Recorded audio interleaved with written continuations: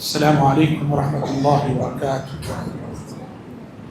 الحمد للہ رب العالمین والصلاة والسلام علی اشرف الانبیاء والمرسلین وعلی آلہ واصحابہ اجمعین وعلی من تبعهم بإحسان إلی یوم الدین، اما بعد۔ اعوذ باللہ السمیع العلیم من الشیطان الرجیم من ہمزہ ونفخہ ونفثہ وعلمک ما لم تکن تعلم وَكَانَ فَضْلُ اللَّهِ عَلَيْكَ عَظِيمًا۔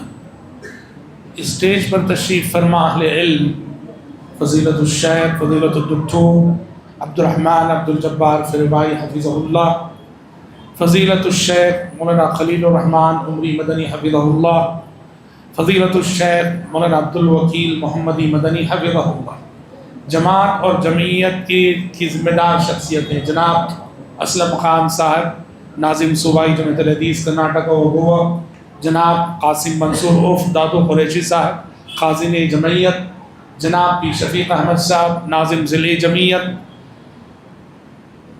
بھائی منظور الطاف صاحب صدر مسجد خلیل اللہ آر ٹی نگر بنگلور، مسجد سلفیہ کے صدر جناب اسلم صاحب اور آپ کی پوری ٹیم، ناظم مدرسہ خدیجۃ الکبریٰ ہمارے بھائی شیخ عمران مدنی اور دیگر اساتذہ، معلمین، معلمات، طالبات اور معزز شرکاء اجلاس، عصر بعد سے اب تک ہم سب مدرسہ خدیجۃ الکبریٰ کی سالانہ اجلاس میں شریک ہیں، جہاں ہماری 9 بہنیں 3 سال یہاں تربیت پا کر آج سند فراغت حاصل کر کے رخصت ہو رہی ہیں۔ ہمارے شہر بنگلور میں اپنا جو مرکز مسجد چار مینار ہے وہ تو مرکز ہے، اس کی بات ہی الگ ہے، 1.25 صدی سے وہ خدمت کر رہا ہے۔ چار مینار کے بعد ایک مسجد خلیل اللہ ہے اور ایک مسجد سلفیہ ہے۔ یہاں جب بھی آتے ہیں طبیعت خوش ہوتی ہے۔ ان مساجد سے خدمت تو ساری مساجد سے ہو رہی ہے، لیکن ان 2 مساجد سے، مرکز کے بعد ان 2 مساجد سے جو خدمات ہو رہی ہیں مختلف حوالوں سے، توحید کا جو نور معاشرے میں پھیل رہا ہے، اتباع سنت کی روح جو معاشرے میں پھیل رہی ہے، دینی تعلیمات جو سماج میں عام ہو رہی ہیں، لوگ جو اللہ کے گھر سے جڑتے نظر آتے ہیں، طبیعت واقعی بہت خوش ہوتی ہے۔ ہم اللہ سے دعا کرتے ہیں کہ رب العزت ان ذمہ داروں کو جزائے خیر دے، جو اس طرح کے نشاطات اور ایکٹیویٹیز کو اپنی مسجد سے جوڑ کر دین کی، ملت کی اور امت کی خدمت کر رہے ہیں۔ اللہ کرے کہ ہماری مساجد اسی طرح سے آباد رہیں۔ مسجدیں صرف مرکز عبادت نہیں، عبادت کے ساتھ ساتھ پیارے نبی صلی اللہ علیہ وسلم کا اسوہ یہ ہے کہ ہمارا جو تعلیمی مشن ہے، ہمارا جو تعلیمی ڈھانچہ ہے، اس کا مسجد سے گہرا رشتہ ہونا چاہیے۔ مسجد اور تعلیم، آپ دیکھیے اسلامی تاریخ کا پہلا مدرسہ مسجد نبوی، اسلامی تاریخ کی پہلی یونیورسٹی مسجد نبوی۔ اب کچھ بھی کہہ لو تعلیم کے حوالے سے، طبقہ صحابہ کے جو مفسرین، ابن عباس جیسے مفسر صحابی کہاں تیار ہوئے؟ مسجد نبوی کی درسگاہ سے تیار ہوئے۔ ابو ہریرہ رضی اللہ عنہ جیسے حافظ حدیث صحابی محدث کہاں تیار ہوئے؟ صفہ کی اس درسگاہ سے تیار ہوئے جو مسجد نبوی میں ملحق تھی اور مسجد نبوی کے اندر تھی۔ تعلیم کا مسجد سے بہت گہرا ربط ہے، بہت گہرا رشتہ ہے۔ اس لیے ہمیں بہت خوشی ہوتی ہے کہ یہاں جو تعلیمی نشاطات یہاں دیکھنے کو مل رہے ہیں پچھلے چند سالوں سے، بہت اچھی بات ہے۔ پچھلے کسی خطبہ جمعے کی مناسبت سے اسی مسجد میں یہ اعلان بھی ہوا تھا کہ یہاں جو بچے، جو طلبہ نیٹ کی کوچنگ یا پھر یہ کہ SLC وغیرہ کے حوالے سے، ان سب کے لیے یہاں انشاءاللہ کوچنگ کا انتظام ہے۔ ایسے سب اعلانات ہم نے اس مسجد میں سنے، بہت اچھی بات ہے۔ شہر چنئی کی ایک مسجد ہے مکہ مسجد، وہاں باقاعدہ IAS IPS بنانے کے لیے کوچنگ سینٹر قائم کیا گیا مسجد میں، اور بڑی کامیابی سے چلا بھی وہ، اور وہاں پڑھے ہوئے بچے جو ہے کئی ایک کامیاب اس ایگزام کو انہوں نے پاس بھی کیا IAS۔ تو مسجد اور ہمارا تعلیمی مشن، اس میں بہت گہرا ربط، اور تعلیم میں سر فہرست کتاب اللہ اور سنت رسول اللہ کی تعلیم ہے۔ تو اس حیثیت سے میں مسجد سلفیہ، خلیل اللہ، چار مینار، جماعت اہل حدیث، جمعیت اہل حدیث، سب کے ذمہ داروں کو ہم مبارکباد پیش کرتے ہیں اور دعا کرتے ہیں کہ اللہ تعالیٰ آپ لوگوں کو اور حوصلہ عطا کرے اور ہمت عطا کرے۔ لڑکیوں کی تعلیم بہت ضروری ہے۔ لڑکیوں کو پڑھانا، خصوصاً دین پڑھانا، یہ ضرورت بھی ہے اور چیلنج بھی ہے۔ عورت کو پڑھائے بغیر آپ سماج اور معاشرے کو تعلیم یافتہ نہیں کہہ سکتے۔ آپ جس سماج کی عورت نہ پڑھی ہوئی ہو، غیر تعلیم یافتہ ہو، جس معاشرے کی عورت غیر تعلیم یافتہ ہو، اس سماج کو تعلیم یافتہ سماج کہا نہیں جا سکتا، بھلے سے جینٹس اور مرد حضرات کتنے کیوں نہ پڑھتے۔ اس لیے کہ سماج پر عورت جس قدر اثر انداز ہوتی ہے، مرد اتنا اثر انداز نہیں ہوتا ہے۔ عورت کا کردار بنیاد کے پتھر کا ہوتا ہے، فاؤنڈیشن کا جو پتھر ہوتا ہے وہ کسی کو دکھتا نہیں ہے۔ عورت بھی سماج میں وہی کردار ادا کرتی ہے۔ تو اس لیے اور تعلیم ضرورت بھی ہے اور چیلنج بھی ہے۔ ضرورت کیوں؟ کہا جاتا ہے، ہمارے جماعت اہل حدیث کے ایک قدیم بزرگ گزرے ہیں، مفسر قرآن تھے، مولانا عبد القیوم بستوی رحمۃ اللہ علیہ، مفسر قرآن تھے۔ ہم نے ان کے بارے میں سنا ہے، اپنے ان لوگوں سے جنہوں نے شیخ کو دیکھا، شیخ کی صحبت میں رہے اور شیخ سے استفادہ کیا، مفسر قرآن تھے اور بڑے انوکھے انداز میں قرآن کی تفسیر کرتے تھے۔ اور وہ جب قرآن کی تفسیر کرنے بیٹھتے تھے تو لوگ ہمتاً گوش ہو کر سنتے تھے۔ اچھا، انہوں نے تفسیر لکھنی بھی کو شروع کی، تفسیر وہ لکھتے رہے اور تفسیر کی کافی صفحات لکھ چکے تھے۔ بیوی جو تھی ان پڑھ تھی، شیخ کی بیوی جو تھی ان پڑھ تھی۔ ایک دن گھر میں چولہا جلانے کے لیے لکڑیاں میسر نہ تھیں، تو بیوی نے چولہا جلانے کے لیے گھر میں ڈھونڈا تو کچھ کاغذات نظر آئے، اٹھا کے چولہا جلا دیا، ایک وقت کا کھانا بنا دیا، اور وہ کاغذات وہی تھے جس میں مولانا نے تفسیر لکھ رکھی تھی۔ کہتے اتنا اثر ہوا اس حادثے کا کہ وہاں سے تھوڑا مولانا کا ذہنی توازن بگڑ گیا۔ کہتے جاننے والے، ظاہر بات ہے، زندگی بھر کی محنت، اللہ کو وہ تفسیری نکات، عورت کا تعلیم یافتہ ہونا از حد ضروری ہے۔ ہاں، یہ چیلنج بھی ہے، خاص کر مدارس، لڑکیوں کے مدارس چلانا بہت بڑا چیلنج ہے۔ اور یہ کتنا بڑا چیلنج ہے، لڑکوں کے مدرسے آپ ہزاروں لڑکے رکھ لو، لڑکوں کا مدرسہ چلانا آسان ہے، لڑکیوں کا ادارہ چلانے میں قدم قدم پہ اتنے کیا کہیں اس کو، جو لوگ چلاتے ہیں وہی جانتے ہیں کہ اس میں کیا کیا چیلنجز ہیں، کیا کیا دشواریاں ہیں اور کیا کیا نزاکتیں ہیں۔ اللہ تعالیٰ ان لوگوں کو حوصلہ دے ہوئے جو ان چیلنجز کو فیس کرتے ہوئے ہماری بچیوں کو تعلیم کے راستے میں آگے بڑھانے کی کامیاب کوشش کر رہے ہیں۔ بہرحال مذہب اسلام نے عورت کو جہاں اور سارے حقوق دیے، تعلیم کا حق دیا، اور کب دیا جاتے ہیں؟ آسمان سے نازل ہونے والی پہلی وحی میں دی۔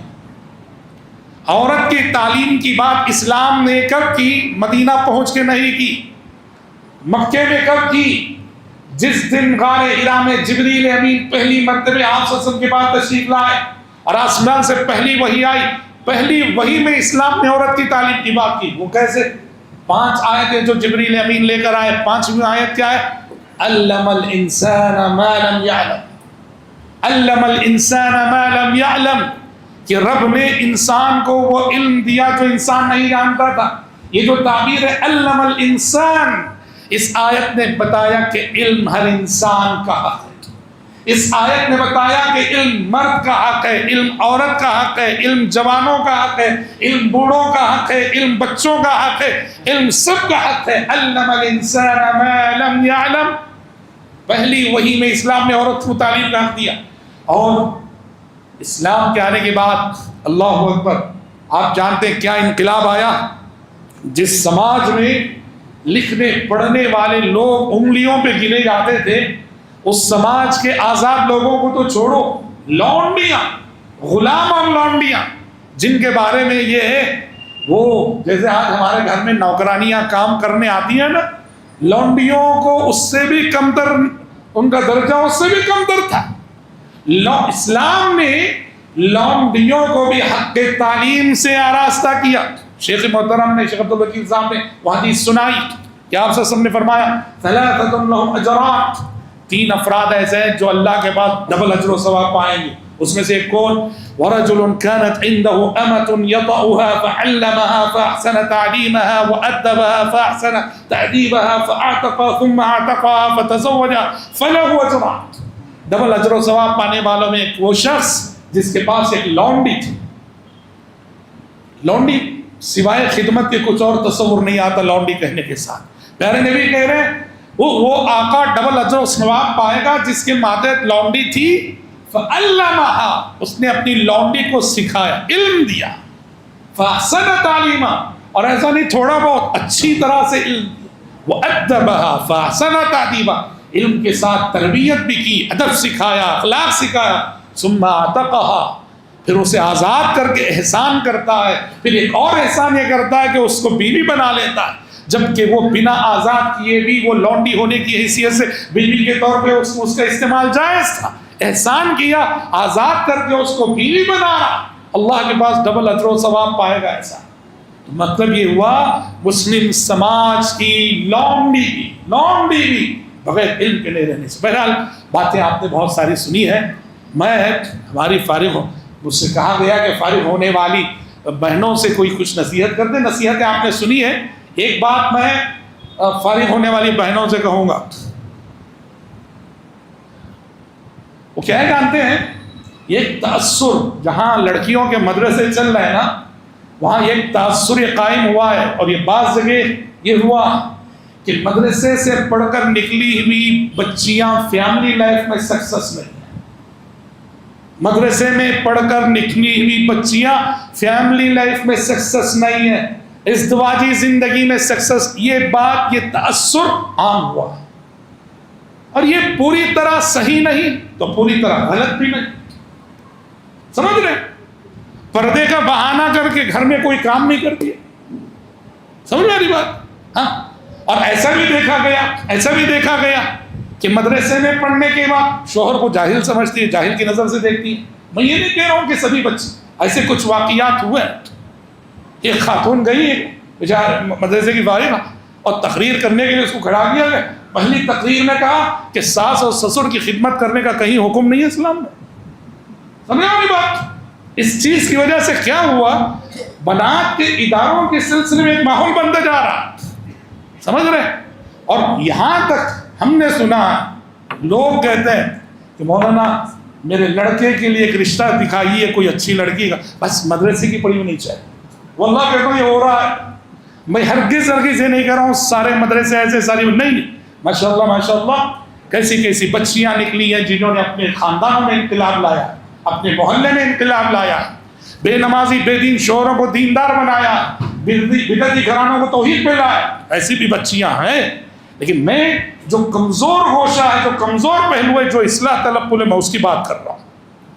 ہماری بہنوں سے جو فارغ ہونے والی ہیں ان سے کہوں گا کہ آپ جہاں کامیاب عالمہ، کامیاب معلمہ، کامیاب داعیہ، کامیاب مبلغہ بنے گی، وہیں آپ کے لیے ضروری ہے کامیاب بیوی، کامیاب ماں اور کامیاب بہو بن کے دکھاؤ۔ میں آپ کو مثال دوں، اللہ اکبر، سعودی عرب کے معاشرے کی، اور یہ خبر بہت عام ہوئی پچھلے دنوں۔ ہاں، ایک خاتون جس کی عمر 40 پر 3 سال تھی، 40 پر 3 سال کی عمر میں سعودی عرب کی ایک خاتون نے PhD مکمل کی، دکتورا اس نے ڈاکٹریٹ کی سند حاصل کی 40 پر 3 سال کی عمر میں، اور حال کیا ہے؟ 19 بچے اس خاتون کو، اللہ اکبر، 19 بچے، تصور کریں گے آپ؟ 10 لڑکے 9 لڑکیاں، 19 بچوں کی ماں، اور ڈاکٹریٹ مکمل کرتی ہے، 40 پر 3 سال کی عمر میں دکتور بنتی ہے۔ یقین آ رہا آپ کو؟ سلام کیجئے اس حوصلہ مند خاتون کو۔ واقعی عورت جب صبر کرنے پہ آئے تو وہ اچھے مردوں کو شکست دیتے تھے، عورت جب حوصلہ دکھانے پہ آئے ایسا حوصلہ دکھاتی ہے کہ اچھے اچھے مرد اس کے سامنے ہار جاتے ہیں، اور ایسی خواتین 19 بچے اور ڈاکٹریٹ کی ڈگری پی ایچ ڈی کی.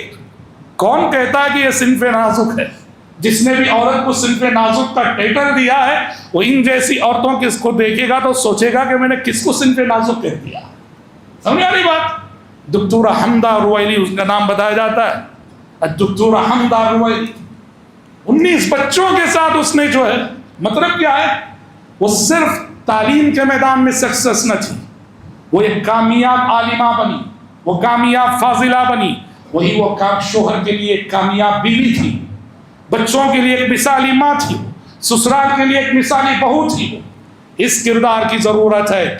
مدرسے میں پڑھنے کے بعد، تعلیم و تربیت اور دعوت و تبلیغ کی زندگی سے جڑنے کے بعد فیملی لائف کو متاثر ہونے نہ دینا اور فیملی لائف میں سکسس ہو کے دکھانا، یہ بہت بڑا چیلنج ہے.